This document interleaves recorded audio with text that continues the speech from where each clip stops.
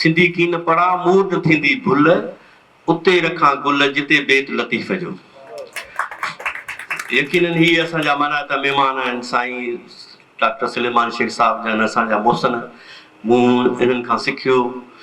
मां 1979-80-81 में सिगा जो मरकज़ी उहिदेदार साईं जी रहनुमाईअ में घणो कुझु सिखियोसीं पिरायोसीं ऐं पंहिंजी ॿोलीअ सां मोहबत पंहिंजी धरतीअ सां ऐं इन्हनि माण्हुनि असांखे सेखारी।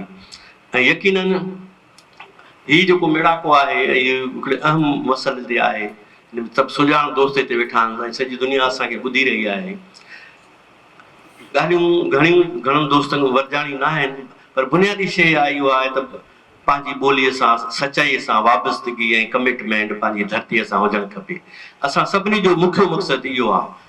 इहे जेके 4 मार्च जो ज़िक्र थियो या जेके सिंधी शामूं कंहिं वक़्त में थींदियूं, सिंधी शाम या जेके वनी अॾे जे ख़िलाफ़ु जेका तहरीक हली सिंधी अदीबनि हलाई, उहो पंहिंजी ॿोलीअ खे बचाइण जे लाइ। ऐं अॼु वोटर लिस्टूं सिंधीअ में या शनाख़ती कार्ड असांजा सिंधीअ में आहिनि या रेलवे जा बोर्ड जेके सिंधीअ में लिखियल आहिनि उहे ईअं पंहिंजो पाण कोन थिया। उन लाइ हिकिड़ी वॾी जदोजहद असांजे अदीबनि हलाई ऐं वॾी तहरीकूं हलायूं जंहिंजे नतीजे में इहे असांखे हासिलात मिलियूं।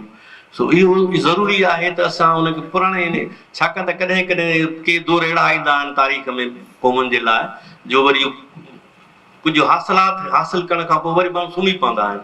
त इन करे ज़रूरी हूंदो आहे त उनखे वरी जाॻाइजे। वक़्त ऐं दौर जी जेका तक़ाज़ा आहे त उन्हनि खे वरी अहसासु ॾियारिजे त बाबा उहो माज़ी में असांजे वॾनि जेको शानदार कारनामो अंजाम ॾिनो उन्हनि खे तव्हां ऑन कयो ऐं उनखे उन ई तसलसल में अॻिते हली हिन वक़्तु बि पंहिंजो किरदारु अदा कयो। ऐं हिन वक़्तु जेको सिंधी ॿोली, दुनिया में काफ़ी ॿोलियूं अहिड़ियूं आहिनि जिन जा ॻाल्हाईंदड़ वरी कुझु कंहिंजा 10 बचा आहिनि, कंहिंजा 15 बचा आहिनि।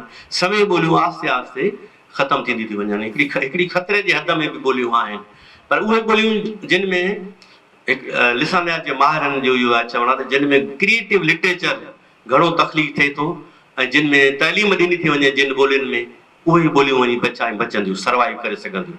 ऐं इहो यकीन असांजे लाइ ख़ुशकिस्मती जी ॻाल्हि आहे। असांजी ॿोली दर्सी किताबनि में आहे, किताबनि प्राइमरी खां वठी PhD ताईं यूनिवर्सिटी ताईं सिंधी ॿोली हुन में क़ाइमु आहे। ऐं क्रिएटिव लिटरेचर बि तख़लीक़ तमामु घणो थिए थो। शाह लतीफ़ जहिड़ो एॾो अज़ीम शाइर, उन खां पोइ शेख हयाज़ ॿिया सभई शाइर हुन कंट्रीब्यूट कनि था पिया। त इहा हिकिड़ी ख़तरे जी ॻाल्हि कान्हे का, पर पोइ बि असांखे हिन दौर में जेको वॾे में वॾो ख़तरो आहे उहो प्राइवेट स्कूलनि जो आहे।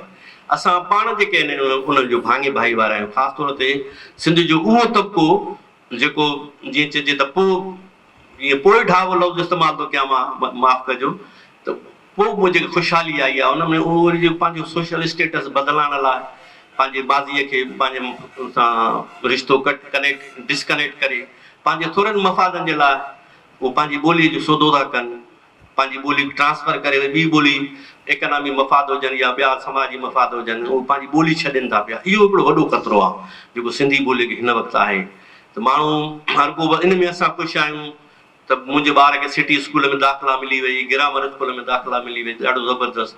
ऐं पोइ दाख़िला जे हुन ख़ुशीअ में ऐं इहो चऊं था त पर घर में असां हुनखे पढ़ाईंदासीं, पर यकीनन इहो आहे असां तजुर्बा जेके मुशाहिदा ॿुधाइनि था पिया त असां घरनि में ॿारनि खे वक़्तु नथा ॾेई सघूं, उन्हनि जे लाइ टाइम कोन था। नौकिरी सुबुह जो निकिरी था वञूं, सॼी ज़िंदगी जा मसाला आहे उहो, राति जो जॾहिं माण्हू मोटे थो थकल त उन ॿारनि खे उहो टाइम बि कोन थो ॾेई सघे, न को उनजे बारे में पुछी सघे थो त स्कूल में तोखे उस्ताद छा पढ़ायो।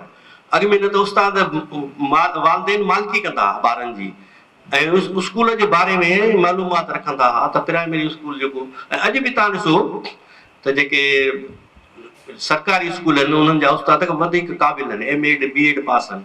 होॾे तव्हां प्राइवेट स्कूल में अक्सर करे अनट्रेंड बि टीचर्स आहिनि पर पोइ बि असांजे स्कूलनि जी जेका आहे ज़रूरी आहे त मालिकी कई वञे ऐं उते जेकॾहिं असां पुछा कंदासीं उस्तादनि खां पढ़ाइनि था नथा पढ़ाइनि ॿार खे त उहे यकीननि हुन जे ॿार ते ध्यानु ॾींदा, पर असां उन्हनि खां हक़ु पंहिंजो विथड्रा करे छॾियो आहे। स्कूलनि खे ओन कोन था कयूं पंहिंजे सरकारी स्कूलनि खे। ऐं ॿार इन में ख़ुशफ़हमी में आहियूं त ग्रामर स्कूल में या सिटी स्कूल में ॿार पढ़े थो पियो त हू शायदि सुठो अंग्रेज़ी मीडियम में पढ़े थो पियो, त इहा असांजी कामयाबी कान्हे का। हिन करे मां हिते जेको वॾे में वॾो असां जेको पैगाम आहे इहो आहे त असां पाण ख़ुदि पंहिंजो रोल अदा कयूं। पंहिंजनि ॿारनि खे जेकॾहिं असां पाण सिंधी न पढ़ाईंदासीं ऐं उनखे सिंधी न पढ़ंदा लिखंदा न त पोइ लाज़मी सिर्फ़ु स्पोकन लैंग्वेज जेकॾहिं थी वई त पोइ उन लाइ ख़तरा वधी था वञनि। असांखे लिखणु पढ़णु अचे असांजे ॿारनि खे लिखी बि सघनि पढ़ी बि सघनि, त जेकॾहिं ईअं न थियो त पोइ असांजी ॿोलीअ लाइ ख़तरा वधी वेंदा। इन करे असां सभिनी खे घणा हिकिड़ी शयूं अहिड़ियूं आहिनि जेके असां सरकार खां मुतालबो करे सघूं था, त उहे कुझु शयूं अहिड़ियूं आहिनि जेके असां पाण करे सघूं था। इन करे असां पाण खे बि ज़िम्मेवार सम्झूं त असां उहो पंहिंजो हक़ु अदा कंदासीं, पंहिंजे ॿार जी मालिकी कंदासीं, उनजो स्कूल वेंदासीं, ऐं त यकीननि असांजी ॿोली जेका आहे उहा बिल्कुलु बचंदी ऐं अॻिते वधंदी।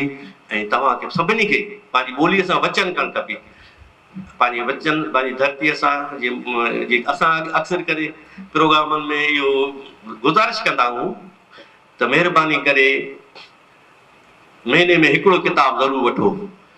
काफ़ी माण्हू आहिनि नौकरियुनि में आहिनि, सुठी पघारूं बि खणनि था, पर किताब न वठंदा आहिनि। माना किरोड़े सिंधी आहिनि पढ़ियल लिखियल, जे हिकु सिंधी हिकिड़ो महीने में ज़रूरु किताब ख़रीद करे। माना इहो चंदो न आहे, मिसाल तव्हां 500 रुपए जो 1000 जो किताब था ख़रीद कयो त तव्हांखे किताब थो मिले, ॿार तव्हांजा पढ़ंदा, वरी पोइ तव्हांजी लाइब्रेरी जो हिसो थी वेंदो। त इन सां ॿोलीअ जो अदब बचंदो। पंहिंजो पंहिंजो हिकिड़ो असांखे शेयर अदा करणु खपे। जेकॾहिं असां पंहिंजी मालिकी पंहिंजी ॿोली जी वारसी न कंदासीं, मालिकी न कंदासीं, पंहिंजो हक़ु न अदा कंदासीं, असांखे जेको कुझु करे सघूं था उहो त घटि में घटि करे सघूं था। इन करे इहो वचन ज़रूरु कयो पंहिंजी धरतीअ सां त पंहिंजे ॿारनि खे ज़रूरु सिंधी ॿोली ऐं पढ़ाईंदासीं लिखाईंदासीं, ऐं हिकिड़ो किताब ज़रूरु वठंदासीं, पंहिंजी ॿोलीअ जी तरक़ीअ में हिसो अदा कंदासीं। तव्हां सभिनी महिरबानी।